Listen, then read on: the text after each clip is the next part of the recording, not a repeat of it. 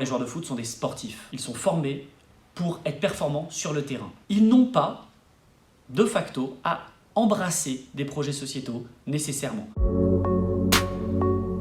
Cette photo officielle des joueurs de l'équipe de football de l'Allemagne lors de leur premier match au Mondial au Qatar a beaucoup fait tourner. Les joueurs dénoncent l'interdiction du port du brassard One Love en se couvrant la bouche. Ce brassard multicolore en signe de lutte contre les discriminations avait été porté par la France et par d'autres équipes européennes en septembre 2022. C'était l'UEFA qui avait créé ce brassard inclusif One Love pour les rencontres de Ligue des Nations. Lors du Mondial de football au Qatar, cette fédération espérait toujours porter ce brassard inclusif.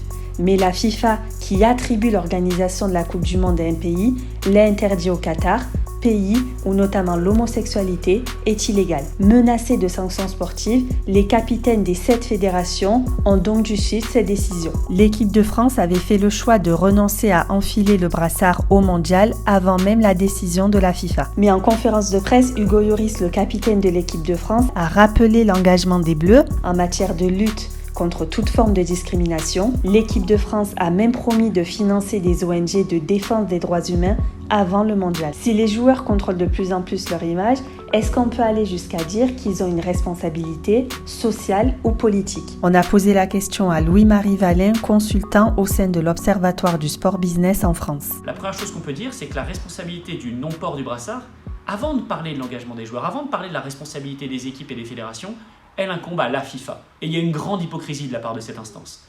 Pourquoi ? Parce que la FIFA, tout au long de l'année, nous arrose, nous abreuve de beaucoup de spots contre le racisme, pour l'inclusion.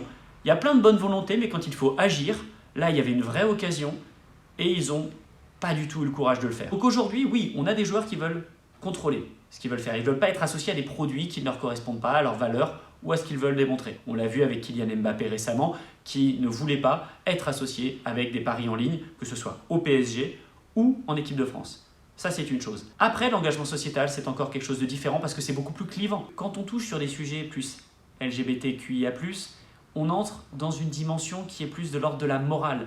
Donc nécessairement, quand on entre sur des secteurs et des dossiers clivants, les joueurs ne veulent pas ou veulent moins y être associés et c'est normal. Ça, c'est un premier point, c'est la responsabilité individuelle. Et là, on parle de football. Le football n'est pas un sport individuel. Donc quand quelqu'un porte un brassard, quand le capitaine porte un brassard, il engage toute son équipe. Et là, ça porte à une plus grande problématique. Si c'est formidable de voir certains s'engager, ce n'est pas un devoir. Donc avant de critiquer ceux qui ne le font pas, commençons par féliciter ceux qui le font.